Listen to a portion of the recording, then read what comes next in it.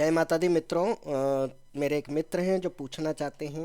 इनका क्वेश्चन है जैसा का जैसा मैं दोहरा देता हूँ। भैया जी, मेरी जिज्ञासा है कि क्या मंदिर या सिद्धपीठ की शक्ति और किसी भगत या किसी दरबार में चौकी में आने वाली शक्ति या विराजमान शक्ति एक होती हैं या उनमें फ़र्क होता है। मतलब ये पूछना चाहते हैं कि जो सिद्धपीठ या मंदिर कहे जाते हैं जहाँ पर विशेष रूप से पूजा अर्चना की जाती है, प्रसिद्ध तीर्थ स्थल होते हैं, वे शक्तियाँ और उनके नाम से स्थापित किसी घर में या किसी भगत के निजी मंदिर में स्थापित शक्तियाँ क्या एक होती हैं या उनमें कोई फर्क होता है। तो आज करते हैं हम इसी के ऊपर चर्चा।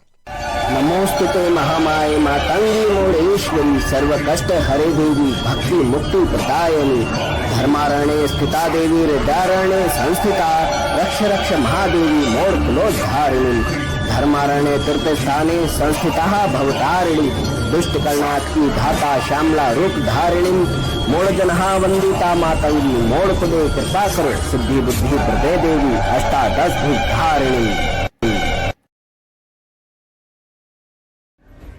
हमारे भारत देश में कई तीर्थ हैं, कई प्रसिद्ध स्थल हैं, कई शक्तिपीठ हैं और कुछ भारत से अलग हुए हिस्सों में भी देवियों के शक्तिपीठ हैं, देवताओं के स्थान हैं। शिवलिंग तो यदा कथा हर जगह मिल ही जाते हैं। राम कथा भारत के बाहर भी कई देशों में सुनाई जाती है। इसी प्रकार के कई तंत्रपीठ हैं, कई शक्तिपीठ हैं जो देवी और देवताओं के निमित्त बनाए गए हैं या पूर्व से स्थापित हैं, जहां पर उनकी ऊर्जा का भंडारण पाया गया, सिद्ध पुरुषों के द्वारा उनको चिन्हित किया गया। वहां पर कालांतर में जाकर के बड़े बड़े मंदिर स्थापित किए गए ताकि अन्य लोग भी उस ऊर्जा को ग्रहण कर सकें। पर ये ऊर्जा समाप्त नहीं होती। क्या ये ऊर्जा समाप्त हो सकती है? पहला प्रश्न ये आता है, पहले हमें इसे समझना होगा। देखिए, जब कभी कोई ऊर्जा क्षेत्र में हम पहुंचते हैं तो वहाँ पर अन्य सिद्ध योगियों ने जो तपस्या की होती है, उस ऊर्जा के सानिध्य में आकर योगियों का तप बढ़ता है और उस तप के बढ़ने से उनमें अधिकाधिक तप करने की संभावना बढ़ जाती है और उससे उत्पन्न ऊर्जा दोबारा उसी ऊर्जा में समाहित होती है जहाँ से वो उन योगियों के शरीर में पहुँचती है। इस प्रकार ऊर्जा समाप्त नहीं होती, अपितु वो बढ़ती जाती है एक चक्र के रूप में। जैसे कि हम देखते हैं चक्रवृद्धि ब्याज होता था, यानी कि मूल पर ब्याज और उस ब्याज का त्याज, इस प्रकार से बढ़ते बढ़ते वो और अधिक धन हो जाता था। तो वही प्रक्रिया यहाँ ऊर्जा के संबंध में है।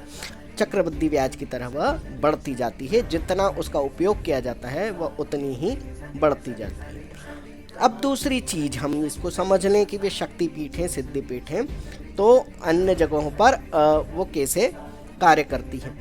देखिए, जब हम कभी किसी शक्ति या सिद्ध क्षेत्र में जाते हैं तो वहाँ कई प्रकार के प्राण ऊर्जा वहाँ पर निरंतर विद्यमान रहती हैं, जो सूक्ष्म शरीरी होकर के वहाँ पर इसी कार्य को करती रहती हैं, अर्थात अपनी ऊर्जाओं का भंडारण करती रहती हैं।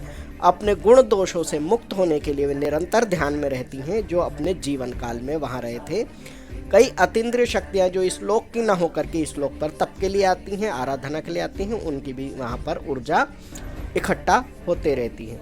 इसी प्रकार जब आप अपनी कामनाएं लेकर, अपनी इच्छाएं लेकर ऐसे तीर्थों पर जाते हैं और वहाँ से उनकी कुछ निशानी या निमित्त ले आते हैं और अपने घर में या स्थान पर विराजित करते हैं, तब वहाँ पर योग क्रिया करने वाली सूक्ष्म शक्तियाँ, सूक्ष्म शरीरी शक्तियाँ और जो सिद्धपीठ की जो मूल शक्ति हैं, उनकी कुछ योगिनियाँ, उनके गण, इसी प्रकार के जो नित्य निरंतर आराधना करते हैं, वे आपके साथ अवश्य वहाँ आते हैं और उस स्थान पर विराजित होते हैं जहाँ वहाँ से जो भी जैसे कोई मिट्टी लाता है, कोई वहाँ से मूर्ति या प्रतिमा लाता है।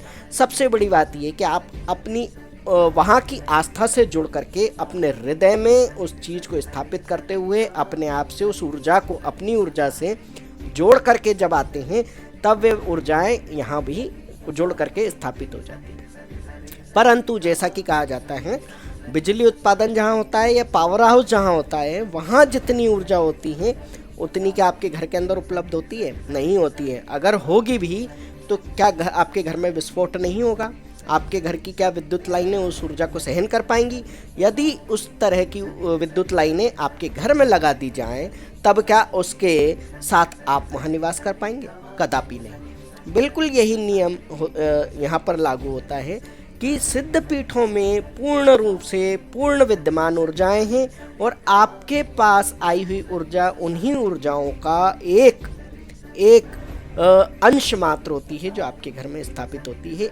एक ताप, एक गति, एक ऊर्जा के तौर पर वो वहाँ जुड़ाव स्थापित हो जाता है और उसकी वजह से आपका उससे तारतम्य बन जाता है, अर्थात कि वे शक्तियाँ आपके यहाँ भी काम करना प्रारंभ कर देती हैं। परंतु जैसा कि आपने कहा, सिद्ध पीठ में और घर में अथवा दरबार में विराजित शक्ति क्या एक होती है? तो वे एक तो नहीं हो सकती, उनका अंश मात्र हो सकती है।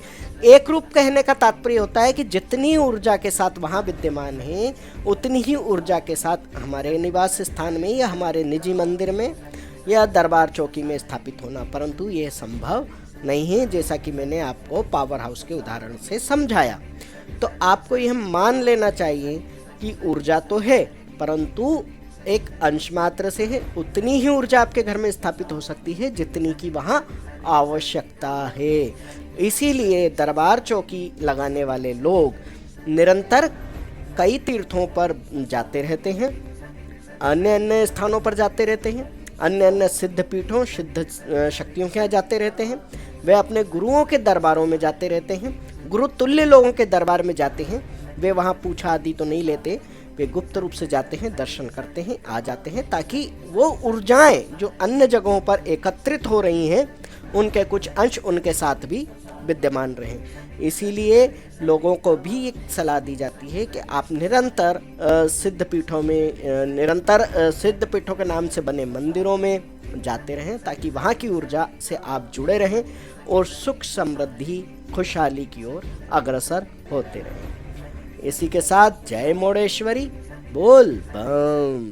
ओम मणिक्यमणावप्लाल्यन्तीं मदालसां मंजुलवाग्विलासां महेन्द्रनीलं द्युतिकोमलांगी मतं कन्या मनसा स्मरामि।